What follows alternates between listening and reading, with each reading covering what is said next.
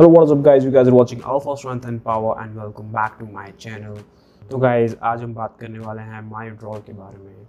अगर गाइज आपको मेरी ये टी शर्ट पसंद आ रही है, plain sexy elegant, and guys तो आप इसको डिस्क्रिप्शन में जाके जो मैंने इसका लिंक दिया है आप वहाँ जाके इसको ख़रीद सकते हैं। तो गाइज चलिए शुरू करते हैं अपनी वीडियो को। तो गाइज जैसे कि आप जानते हैं मायोड्रॉल के बारे में, बहुत ही ज़्यादा डिमांडेड सप्लीमेंट है। आई डोंट नो वाई, क्यों इतना लोग मायोड्रॉल को ख़रीदते हैं, जबकि उसमें क्या क्या है कुछ पता नहीं है, ना तो उसमें बताया गया है कि उसका जो कंटेंट है क्या है। एंड गाइस मैं पर्सनली कभी भी ऐसी कोई चीज़ नहीं लेता हूँ जिसका मुझे पता ही ना हो कि मेरे शरीर में अंदर क्या जा रहा है। तो गाइस ऐसा इसलिए है, अगर आपको पता होगा कि आपके शरीर में क्या जा रहा है तो उसके साइड इफ़ेक्ट को आप काउंटरैक्ट कर सकते हो। अगर मान लो आपके अंदर कोई ऐसी चीज़ जा रही है जिससे लिवर पे इफ़ेक्ट पड़ता है, जैसे कोई भी सब्सटेंस ले लो आप, जैसे अल्कोहल है, और आपको पता है कि ये अल्कोहल ही है जो मेरे बॉडी में जा रही है, उससे मेरा लिवर डैमेज हो सकता है। एंड गाइज उसको प्रिवेंट करने के लिए या उसको ट्रीट करने के लिए हम एक अच्छा लिवर के लिए कोई सप्लीमेंट ले सकते हैं, जैसे कि लिवर 52 हो गया, टडका हो गया, नैक हो गया, लिव 52 है, एंड मिल्क थिसल है। तो गाइज ये सब सप्लीमेंट्स आप ले सकते हैं क्योंकि आपको पता है कि आपकी बॉडी के अंदर अल्कोहल जा रहा है जो कि लिवर टॉक्सिक है। बट गाइज ऐसे केस में आप क्या करेंगे जब आपको कुछ पता ही नहीं है कि मैं जो भी ले रहा हूँ उसके अंदर वो चीज़ है या नहीं है, या किसी भी अथॉरिटी से वो मान्यता प्राप्त नहीं है, FDA से अप्रूव नहीं है। एंड गाइज सप्लीमेंट इंडस्ट्री में मोस्ट ऑफ द चीज़ें ऐसी होती हैं। सप्लीमेंट इंडस्ट्री बोले तो न्यूट्रास्यूटिकल्स में उस पर मैंने वीडियो भी बनाई हुई है कि न्यूट्रास्यूटिकल एंड फार्मास्यूटिकल्स क्या होते हैं। तो गाइस जो न्यूट्रास्यूटिकल्स होते हैं उसमें आपके सारे सप्लीमेंट्स लाए करते हैं, उनको देखने के लिए कोई बॉडी नहीं होती है, उसमें कुछ चेक नहीं करते कि किस में क्या जा रहा है, कितना किस अमाउंट में जा रहा है।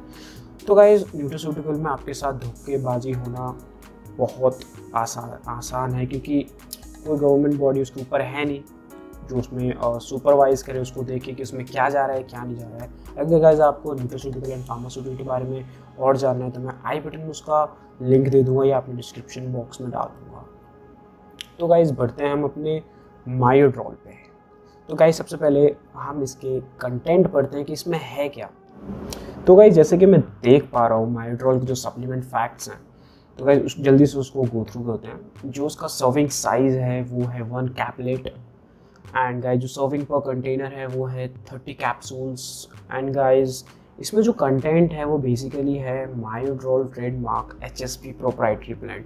तो गाइज प्रोप्राइटरी ब्लेंड क्या होता है, मोस्ट ऑफ द कंपनी के कुछ ऐसे स्पेशल ब्लेंड्स होते हैं जैसे कि वो क्लेम करते हैं जैसे कोई जादू की गोली इसमें डाल दी हो, तो उसमें जो प्रोप्राइटरी ब्लेंड होते हैं वो डिस्क्लोज नहीं करते हैं। बहुत सारे फैट बर्नर्स में होता है प्रोप्राइटरी ब्लेंड, वो ऐसा अपना कुछ ऐसे जादुई कोई नुस्खा होता है इनका।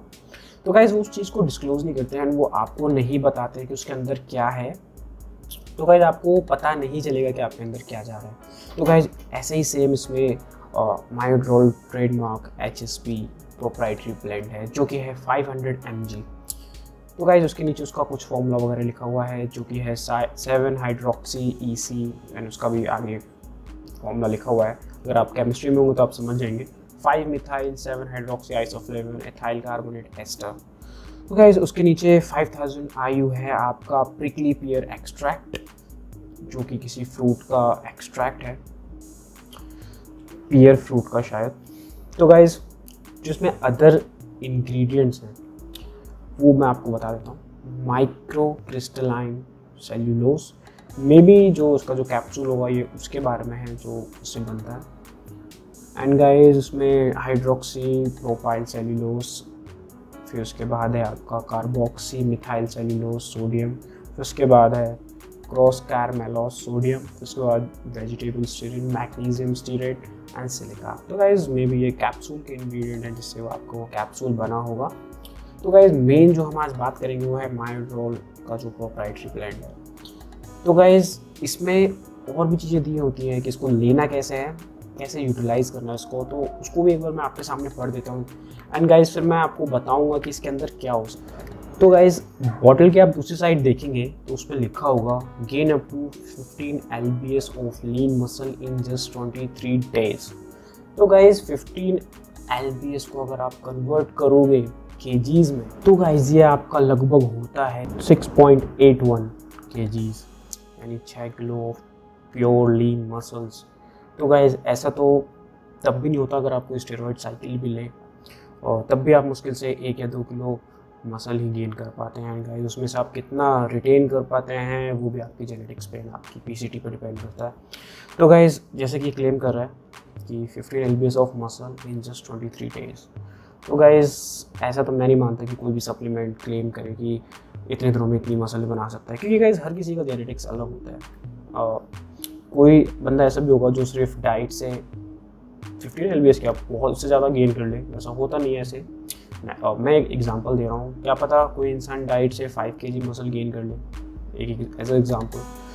एंड गाइस हो सकता है वही दूसरा बंदा, उसको सेम डाइट दी जाए, सेम एक्सरसाइज सब कुछ दिया जाए, तब भी वो आपका 5 क्या वो 4 भी ना गेन कर पाए। तो गाइस सबके जेनेटिक्स अलग होते हैं, सब हर कोई ट्रेनिंग या डाइट पे डिफरेंट रिएक्ट करता है। तो गाइस जैसा कि मैं इस मायोड्रोल के दूसरी साइड पे पढ़ पा रहा हूँ, मैं आपको पढ़ के बताता हूँ। जैसे कि इसमें लिखा है world's first and only 100% bioavailable class 1 and 2 premier androgenic formula. I don't know उसका क्या मतलब है क्लास 1 and 2। मैंने आज तक जितनी स्टडी की है मैंने ना तो उसमें कहीं क्लास 1 पढ़ा है ना क्लास 2 पढ़ा है। हाँ दवाइयों के होते हैं, और जैसे कि एंटीहिस्टामिन आता है और उसके क्लास 1 भी है, क्लास 2 भी है। जैसे कि आपका एग्जांपल देता हूँ, आपका प्रैक्टिन करके आती है एक टैबलेट, एंटीहिस्टामिन जुकाम वगैरह के लिए, एलर्जीज के लिए होता है। एंड गाइस वो है क्लास 1। फिर उसके बाद उससे एडवांस क्लास आई, जैसे कि गाइस आती है आपकी सिट्राजीन, वो भी एक एंटीहिस्टामिन है, वो भी आपके जुकाम और एलर्जीज के लिए आती है। तो गाइस ये सिर्फ दवाइयों में होता है। एंड गाइस फिर उसके बाद आता है powered by unique heat shock protein. I don't no ये क्या होता है।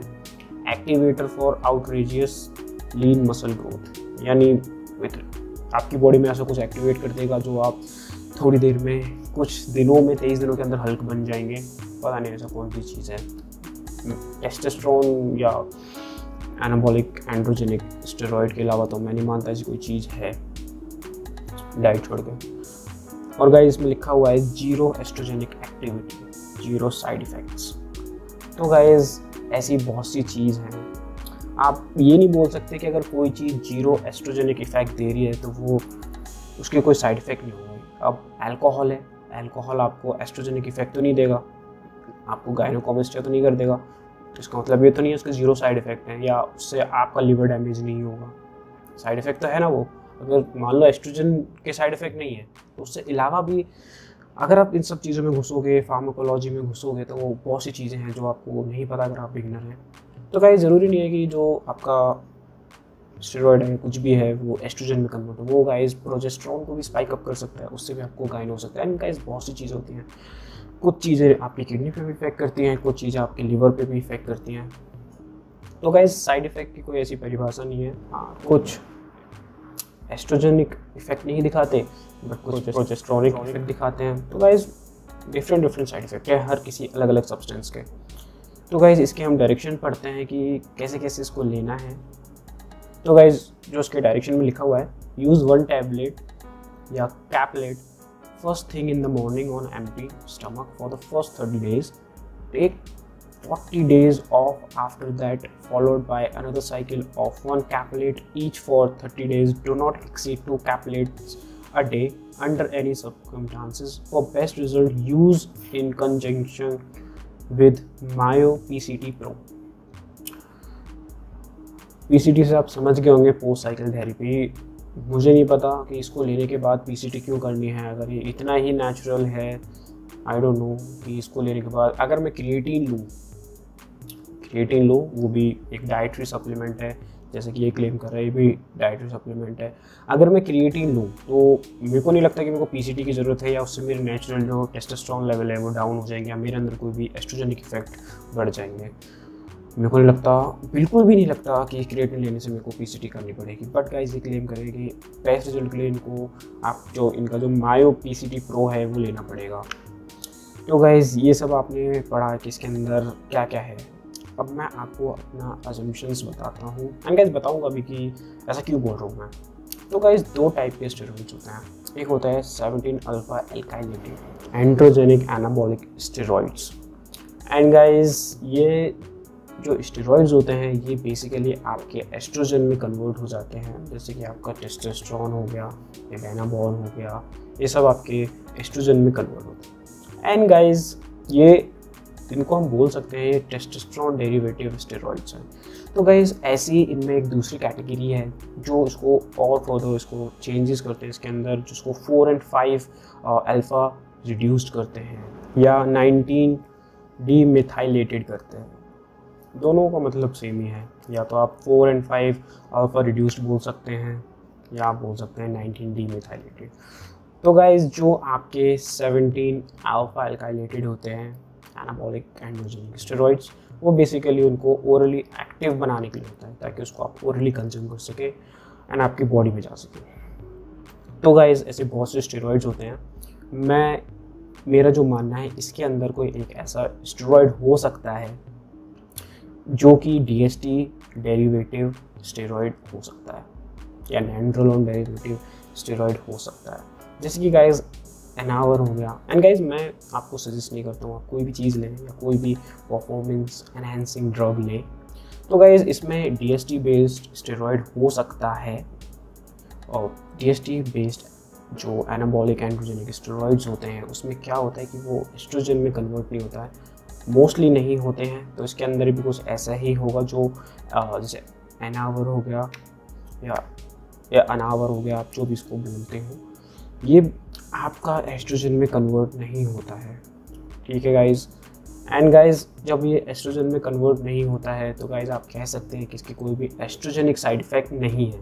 बट गाइज जैसे कि ये 17 अल्फा एल्काइलेटेड है, तो गाइज ये जो सब्सटेंसेस होते हैं जो कि 17 अल्फा, जो भी मैं इसको शॉर्ट फॉर्म में बोलूँगा बहुत लंबा हो रहा है, 17 अल्फा। तो गाइज ये जो सब्सटेंसेस होते हैं ये गाइज लिवर टॉक्सिक होते हैं। तो गाइज वो लिवर टॉक्सिक सब्सटेंस होते हैं, यानी साइड इफेक्ट तो है ही, अगर उसका एस्ट्रोजेनिक साइड इफेक्ट नहीं है बट आपके किसी ऑर्गन को डैमेज कर रहा है तो साइड इफेक्ट तो है ही ना। तो गाइज मेरा यही मानना है इसके अंदर कोई डीएसटी बेस्ड या डेरिवेटिव स्टेरॉइड है। तो गाइज और जैसे कि आप जानते हैं स्टेरॉइड लेने से आपके टेस्टोस्टेरोन डाउन होते हैं, आपको पीसीटी लेनी पड़ती है। ऐसे ही ये सजेस्ट कर रहा है साइकिल के फॉर्म में लेना है आपको। एंड गाइस फिर उसके बाद आपको ब्रेक भी लेना है, ब्रेक लेने के बाद और वो भी उसके साथ एक पीसीटी प्रो चलाना पड़ेगा तो उसके और अच्छे इफेक्ट आएंगे। तो गाइस यहाँ तक मेरा मानना है इसमें एक डीएसटी बेस्ड स्टेरॉइड है, तो आपको मैं सजेस्ट करूँगा बिल्कुल ना लें। आप ऐसी कोई भी चीज़ ना लें जिसके बारे में आपको ना पता हो। अगर कोई भी इंसान आपको कोई भी कैप्सूल या इंजेक्शन दे रहा है बिना किसी लेबल के, तो आप उसको बिल्कुल ना लें, क्योंकि आपको नहीं पता है कि वो कौन सा सब्सटेंस है, या तो टेस्टोस्टेरोन बेस्ड होगा या डीएसटी बेस्ड होगा। गाइस दोनों के साइड इफेक्ट्स अलग हैं, दोनों को टैकल करने की स्ट्रेटजी अलग है। तो guys I will suggest you आप ये सब ना लें। अगर आप ले रहे हैं तो वो आपका रिस्क है। एंड गाइस आई होप मैंने आपके बहुत से डाउट्स क्लियर कर दिए होंगे। एंड गाइस अगर आपने मुझको अभी तक इंस्टाग्राम पे फॉलो नहीं किया है तो आप लोग वहाँ जाके फॉलो कर सकते हैं। एंड गाइस इंस्टाग्राम पे फॉलो करने की सबसे बड़ी फ़ायदा ये है कि वहाँ पे आप मुझसे डायरेक्टली क्वेश्चन पूछ सकते हैं। एंड गाइस क्वेश्चन के साथ मैं वहाँ पे पोल्स करता हूँ और जिन पर वोट करके उस टॉपिक से रिलेटेड वीडियो मुझसे डिमांड कर सकते हैं। तो गाइस आई होप मैंने आपके बहुत सारे डाउट्स क्लियर कर दिए होंगे। एंड थोड़ी सी लेंदी हो गई है बट इन्फॉर्मेशन से भरी हुई है वीडियो। तो guys lots of love, and for strength and power, signing out.